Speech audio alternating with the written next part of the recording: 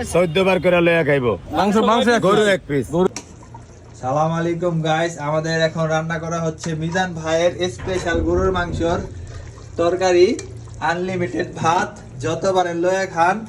এক পিস 100 টাকা, আনলিমিটেড ভাত এক কেজি এক size পিস 100 টাকা, এটা হচ্ছে 250 গ্রাম সাইজের এক পিস। তাই নি? হ্যাঁ হ্যাঁ, তো যতবারের লয়ে খান ভাই, যদি আপনি লস হবে না তো?